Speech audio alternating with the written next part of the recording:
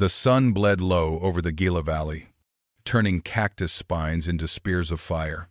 Elias Harper's boots dragged through the sand, each breath a rasp in the dying heat. Behind him, the thunder of hooves drew closer. Diego Salazar's band, 13, ruthless men hunting one broken drifter. His Winchester weighed heavy in his hands, 12 bullets. No more. He braced for the last stand at a dry water hole, ready to trade his life dearly. Then, from the yucca shadows, 8 painted Apache warriors rose, bows taut and carbines leveled. For the first time in weeks, Elias wasn't alone. The battle left the valley steeped in smoke and echoes. When the last gunshot faded into the cliffs, the desert air carried only the smell of powder and sweat. Elias Harper staggered, not quite believing he still breathed. Beyond the scarred ground, the Gila River shimmered faintly, its rare waters winding through a canyon of red stone and towering cactus. The land itself felt both merciless and alive, sunlight striking sharp across ridges, wind dragging grit over skin. The cry of a hawk cutting through silence. He had known many places in his years of drifting westward, but none like this. The Gila was a valley of contrast, bone-dry earth yet lined with secret pools. Thorn brush, hiding blooms that burst red and yellow. For the Apache, who called it home. It was sacred, for men like Elias. It was unforgiving. They led him into camp with cautious eyes, weapons never far from reach. The Apache settlement rested along a bend of the river, where cottonwoods offered shade and the air carried a faint sweetness of mesquite smoke. Lodges of hide and stone blended with the earth itself, so that from a distance the camp looked born of the desert. Children paused their games to stare at him, while women carried water jars with quiet dignity. At the camp's heart stood Dasan, the elder. His hair was silver, his face etched with seasons of sun and loss.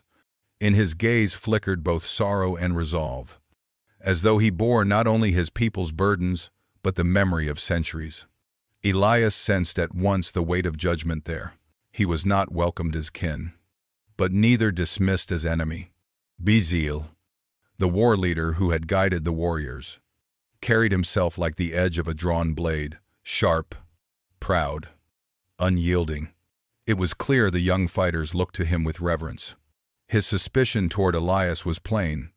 Every glance measured whether the drifter was worth the blood spent in saving him. And then there was Ahyoka. She did not step forward yet, but Elias noticed her at the edge of the firelight, tall, poised, with long black hair glinting where strands were bound in silver.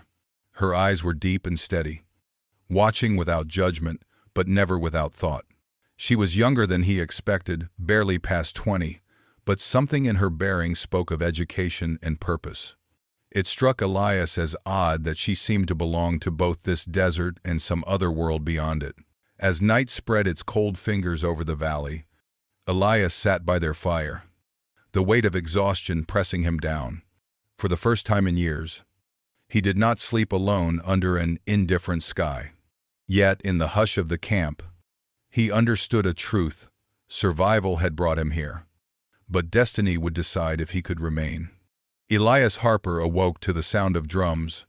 They were not the thunderous beats of war, but slow, deliberate, like a heart reminding itself to keep time. He sat up on the woven mat where they had laid him, the rawhide walls of the lodge glowing orange from firelight outside. The aches of yesterday's battle still gripped his limbs, but sharper than any wound was the question: why had they saved him? When he stepped out, the camp was gathered in a circle. The Apache warriors stood proud, their painted faces solemn in the flicker of flame. Women with braids hung heavy with beads watched silently, children clutching their skirts. At the center, Dasan raised a staff carved with symbols of clan and spirit.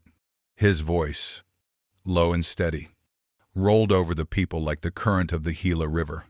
Though Elias did not understand the words, the weight of them pressed into his chest. Beside Dasan stood Bijil, tall and tense, a hawk's gaze fixed on Elias, as though daring him to falter. Around them, the warriors who had fought beside him last night bore the same look, a blend of curiosity and suspicion. He could feel their question.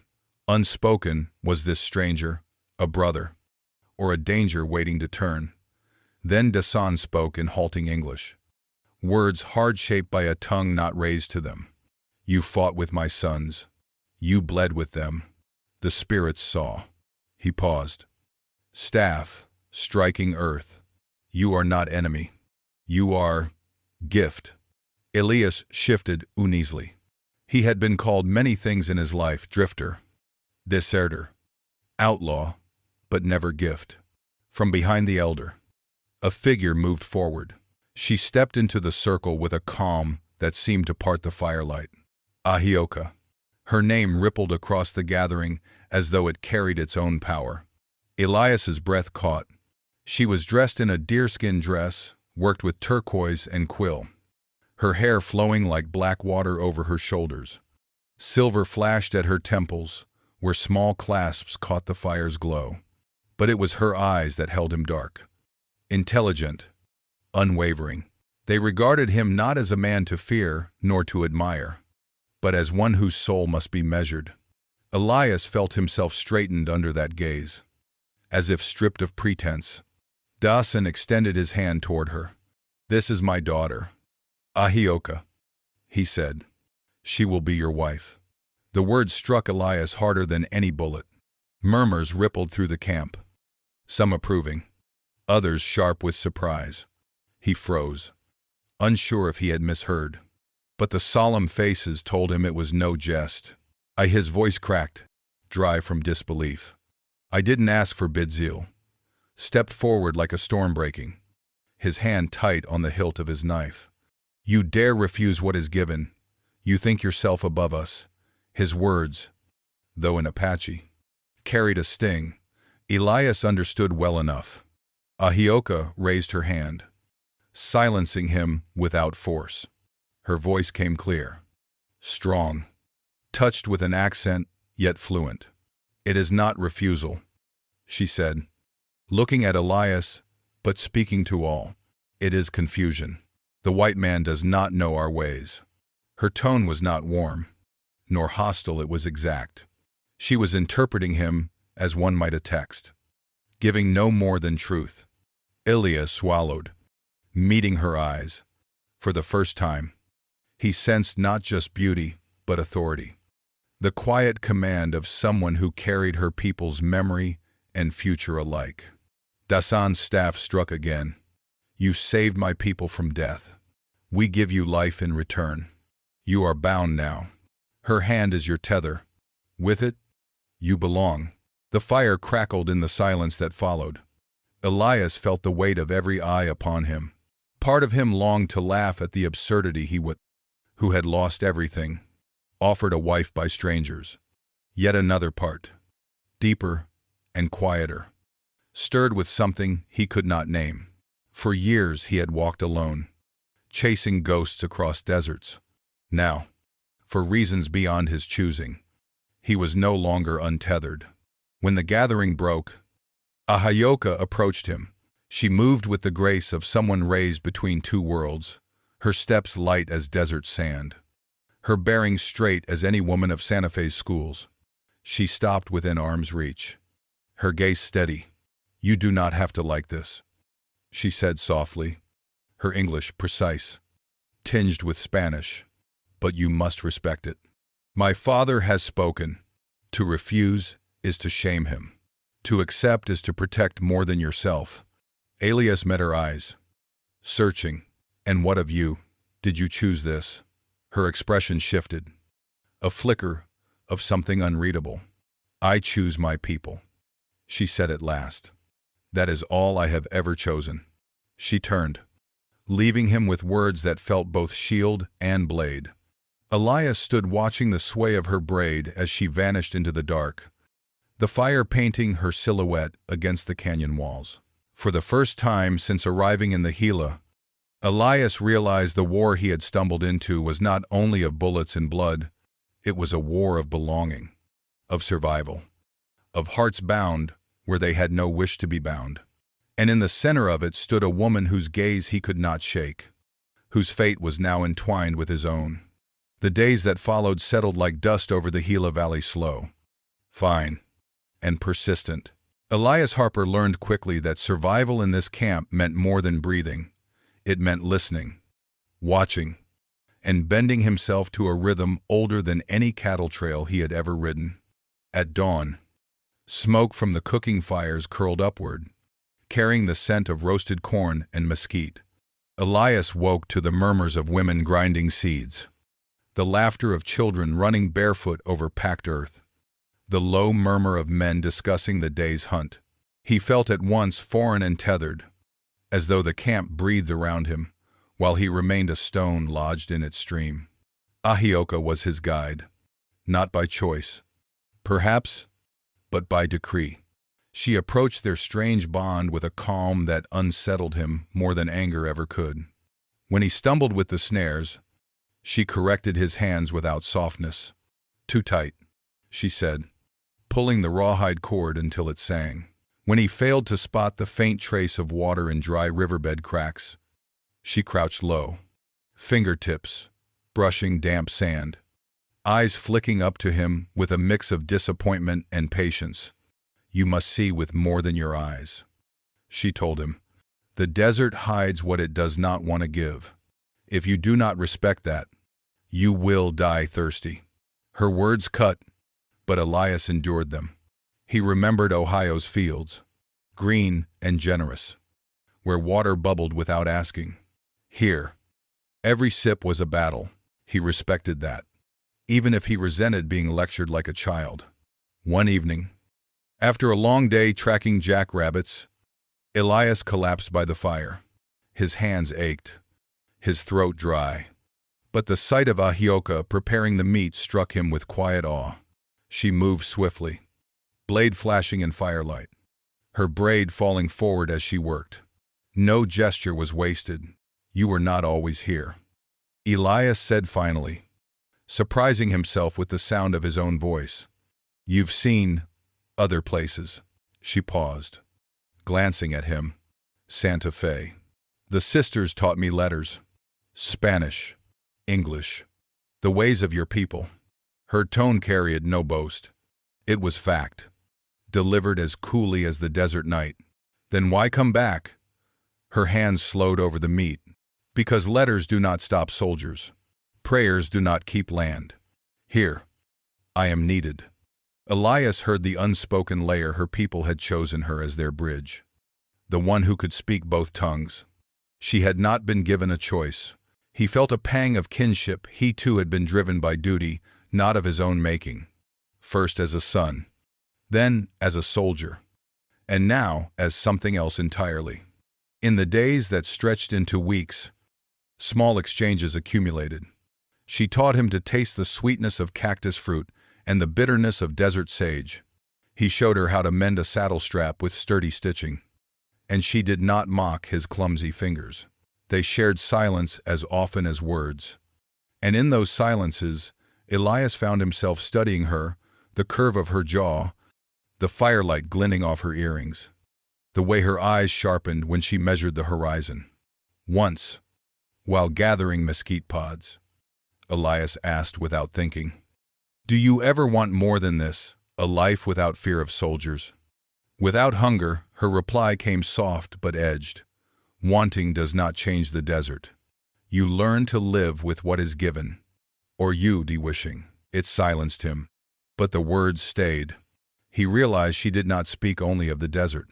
She spoke of their union, their people's survival, the endless struggle between wanting and enduring. As autumn deepened, the bond between them shifted. Not romance, not yet, but trust born of necessity. When Elias fell while climbing a ridge, it was Ahioka's hand that gripped his wrist, steady as stone. When a rattlesnake coiled near her path, it was Elias's rifle that shattered the silence, leaving its body twitching in dust. Each act was small, yet together they built a foundation stronger than words. One night, beneath a sky littered with stars, Elias confessed more than he intended. Back east. I had a family. Fever took them all. I left because there was nothing left to hold. Ahioka's eyes softened, the fire reflecting tears she did not shed. She reached for the leather pouch at her side, drawing out a small carved figure of a bird. This was my mother's. She sang to the fire before each hunt. When she died, I kept her voice here. She pressed it into his palm for a moment, then withdrew. We both carry ghosts. The silence after was not heavy, but shared, as though for a breath their sorrows aligned. As winter's edge crept into the valley, Elias realized something unsettling. He no longer felt like a stranger in the camp. Children no longer stared but waved when he passed. Warriors nodded, some grudging, some approving, and Ahioka, though her words remained sharp, no longer looked at him as an outsider. She looked at him as someone who had begun to belong. For Elias, who had drifted for years like tumbleweed across plains, the feeling was both comfort and terror. Comfort, because the weight of loneliness eased. Terror, because he knew nothing so fragile as belonging could last forever. And yet, when he saw Ahioka glance at him across the firelight, her expression unreadable but no longer distant, he felt a stirring, deep inside, a thought he dared not name. A hope as dangerous as it was necessary. The first warning came with the dust. A thin veil on the horizon. Too steady to be wind. Too broad to be buffalo. By midday, a scout galloped into camp, face tight with urgency. "Kazan, ever you," he shouted in Apache. The word, like a whip, cracked soldiers. Elias stood beside Bidziel as the news spread. Men gripped their weapons. Women clutched children. The air turned heavy with dread. Even before the rider finished, Elias knew who led them. He had heard the name whispered like a curse. Lieutenant Colonel Silas Whitmore, the scourge of the southern plains. A man who believed the only good Apache was one driven onto reservation land or buried beneath it. That evening, a council gathered around the fire. Dasan's staff marked the circle, his weathered face drawn with exhaustion. "The Bluecoats march," he said in Apache, voice low but firm. "If they find us, they will burn the lodges, scatter our children, chain our men." The circle broke into argument. Warriors demanded a strike, hit the soldiers in canyon passes, bleed them before they reached the valley. Elders urged retreat, to hide in the mountains as their ancestors had. Voices clashed, sparks flying into the night sky like angry spirits. Elias felt the weight of eyes on him. He was still a stranger, but he was also a man who had stood against enemies with them. They wanted to know what would he say. Before he could speak, Ahioka rose. The fire caught her face, shadows cutting along her cheekbones, her eyes sharp with resolve. "If we fight, we are crushed. If we flee, we are hunted. We need time. Time to prepare. Time to decide." Her gaze flicked to Elias. "He can give us that." Elias stiffened. "Me?"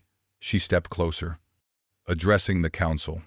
"The soldiers believe him one of their kind. He will go to them, claim he was taken by us, claim he escaped. He will tell them lies that lead them astray." Bidziel spat into the dust. "Risky. If he fails, they return with more guns." Ahioka's jaw tightened. "If we do nothing, they return anyway." All eyes turned to Elias. He had been many things in his life: cowhand, deserter, survivor, but never a savior. The thought of walking willingly into Whitmore's hands made his stomach twist. Yet when he looked at Ahioka, he saw no fear, only certainty. And he remembered her words: to accept is to protect more than yourself.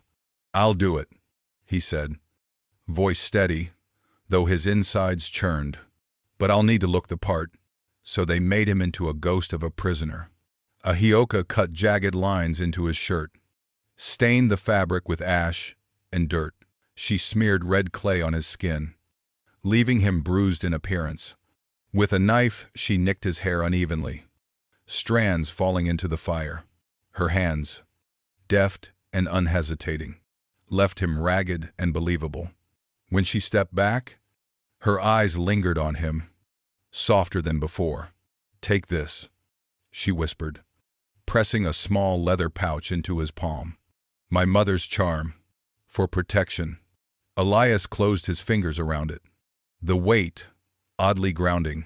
What if it doesn't work? Then at least you will not walk alone. The next morning, under a white cloth tied to a branch, Elias stumbled toward the advancing column. The clatter of hooves and jangle of sabers filled the air before the soldiers themselves came into view, dust rising like storm clouds. At their head rode Whitmore, tall in his saddle, his mustache waxed to cruel points, his eyes pale as winter sky. He raised a hand, halting his men as Elias collapsed before them. "Good God," one soldier muttered. "It's a white man." Whitmore dismounted, boots crunching gravel. He loomed over Elias, suspicion sharpening his features. "Name yourself." "Elias Harper," he croaked, forcing the tremor into his voice. "Prospector out of Santa Fe." He coughed, letting dust and weakness steal his breath. "They took me. Weeks. I barely escaped." Whitmore's gaze pierced him, cold and measuring. "Where's their camp?" Elias swallowed, choosing his lies with care. "In the cliffs east of the river, tunnels, caves, dozens of them. I slipped away when they drank mezcal." He lifted his head just enough to let desperation show. "Please, Colonel, don't go near the river. Too many. You'll be slaughtered," the men muttered, shifting uneasily. Fear was contagious, and Elias fed it with every rasp, every stagger. Whitmore studied him a long moment, then barked an order. "Give him water. Put him on a mule. We march east at dawn." Relief threatened to buckle Elias's knees. He had bought the Apache time, but he also knew Whitmore's suspicion was not fully eased. The colonel's eyes lingered on him, as though sensing the falsehood beneath his words. By nightfall, Elias slipped away under cover of darkness, returning to the valley with lungs burning and legs trembling. When he stumbled into camp, Ahioka was waiting. She did not smile, but her eyes glistened as she pressed the charm still clutched in his fist. "You returned," she whispered, but triumph soared quickly. Within days, scouts brought word Whitmore had doubled back, now with 70 men. He had seen through the ruse. The valley shook with fear. Warriors sharpened blades. Elders wailed prayers. Children clung to their mothers. In the council, fires glow. Despair pressed down, heavier than the desert night. The choice loomed: fight and perish, flee and scatter, or gamble on something unheard of, peace. And once again, it was Ahioka's voice that rose above the clamor. The council fire burned low, its embers glowing like scattered stars across the sand. Men argued in harsh bursts. Women murmured prayers, but over it all, the elder Dasan's silence carried weight. He sat unmoving, eyes shut, as if listening to voices older than any present. At last, he lifted his staff, and the clamor stilled. "We stand at the edge of fire," he said. "One path burns quickly, the other burns slow. But burn, we must." Into the hush, Ahioka rose. Her face shone with sweat, but her voice carried steady. "There is a third path," she said, turning toward Elias. "We ask for words, not blood. He will carry them." A ripple went through the circle. Bijil bristled, panned on his knife. "You would hand our lives to a drifter. He is no son of this valley." Ahioka's gaze cut to him, sharp as obsidian, and yet he stood with us, lied for us, risked his life, while others only argued. She turned back to Elias, her tone softer. "He is not Apache, but he is not enemy either. He can speak where we cannot." Elias felt every eye burn into him. His throat tightened. He had never been chosen for anything but exile. Yet, here was trust offered like a blade dangerous to take, more dangerous to refuse. Slowly, he nodded. I'll go, but only if I go as more than a mouthpiece. If I speak for myself as well. My life's tied to yours now. Ahioka's lips parted, the faintest curve hinting at relief. That night, beneath the cottonwoods, by the river, she sought him out. The moon turned her dress pale silver, her hair dark as the current. For a moment, neither spoke, only listened to water sliding over stone. You did not have to accept, she said at last. I didn't have to stay, Elias answered, but I did. Maybe that means something. She studied him, her eyes soft but searching. You are bound to me. Elias Harper, not by love, not yet but by survival. Do you resent that? He let out a breath, rough with honesty. I resented everything once. Losing my family, losing my land, wandering until I had nothing left. But here, his voice caught, here, I don't feel empty. For the first time. Ahioka's stern composure cracked. She stepped closer, her hand brushing the pouch she had given him, still tied at his neck. My mother's charm was meant to keep me safe. I gave it to you, and you came back. Perhaps the spirits listen. Their eyes met, and something unspoken bridged the space fragile, dangerous, but undeniable. Elias reached for her hand, calloused fingers trembling as they touched. She did not pull away. The next day, preparations began. Elias rehearsed words, tested phrases in both English and Spanish, while Ahioka guided his tongue. She was exacting, correcting his tone until each sentence rang with dignity. Do not beg, she warned. Speak as equal. Soldiers respect strength, not supplication. Meanwhile, the camp shifted. Warriors sharpened weapons not for attack but for defense.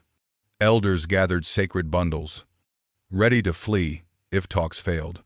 Children watched Elias with wide eyes, whispering, as though he were a spirit caught between worlds. On the morning of departure, Elias strapped his rifle across his back, though he knew he must not raise it. Ahioka approached, fastening a strip of white cloth to his arm. Her fingers lingered longer than necessary. Remember, she murmured, you carry more than yourself. You carry our last chance. Elias met her gaze. And I carry you. Her breath caught, and for a heartbeat. The warrior's daughter seemed simply a woman, torn between duty and a stirring she could not name. Then she straightened, resolve returning like steel beneath silk. As Elias mounted the borrowed horse, the people gathered in silence. Some gave blessings, others muttered doubts. Only Ahioka stepped close enough for him to hear. Come back to me, she said. It was not a command, nor quite a plea, but something fiercer, a vow. With that, Elias rode toward Whitmore's camp, the horizon burning with sunrise. Behind him, the valley waited, fragile as glass, and before him loomed a gamble that could shatter or save them all. For 3 days, the talks dragged like a wounded animal. Elias stood between Whitmore's steel-eyed soldiers and the Apache delegation, his voice raw from translating demands and denials. Whitmore wanted surrender, submission, proof of victory. The Apache wanted land, breath, the right to live as they always had. Each word seemed to build a wall higher than the last. But Elias did not break. He spoke not as drifter or outcast, but as a man tethered to both worlds. He reminded Whitmore of treaties broken, of blood already spilled. He reminded the Apache that survival sometimes meant bending so that the roots remained. His words carried not eloquence, but grit, shaped by nights of dust and loss, by the faith in Ahioka's steady eyes. On the final evening, under a sun sinking red into the valley, Whitmore signed a fragile accord. The Apache would keep part of the Gila, their lodges and fields spared. In return, they swore not to raid beyond their borders. It was peace born of exhaustion, tenuous as thread, but peace nonetheless. When Elias returned to camp, Ahioka was waiting. The firelight touched her face, and for once she smiled. Not the careful mask of duty, but a smile that reached her eyes. "You came back," she whispered. "I promised," he answered simply. Months later, spring broke across the valley. Wildflowers pushed through cracks in the red earth, their colors stubborn against the dust. Ahioka cradled a newborn girl in her arms, swaddled in soft deerskin. Elias stood beside her, eyes damp as he brushed a finger across his daughter's cheek. Elena Harper, two worlds bound in one small body, breathing proof that love could grow even in the harshest soil.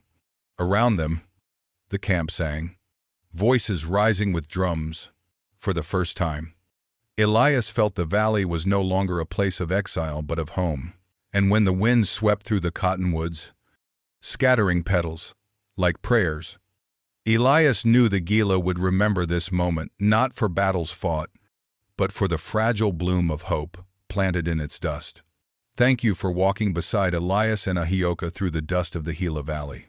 Stories like this remind us that the Wild West was not only guns and battles, but also love, sacrifice, and fragile hope.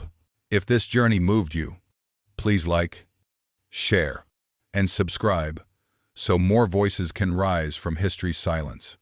Each story we tell keeps the frontier alive, not as a place of endless war, but as a land where hearts still dared to hope. Join us, and let these stories continue to bloom across time.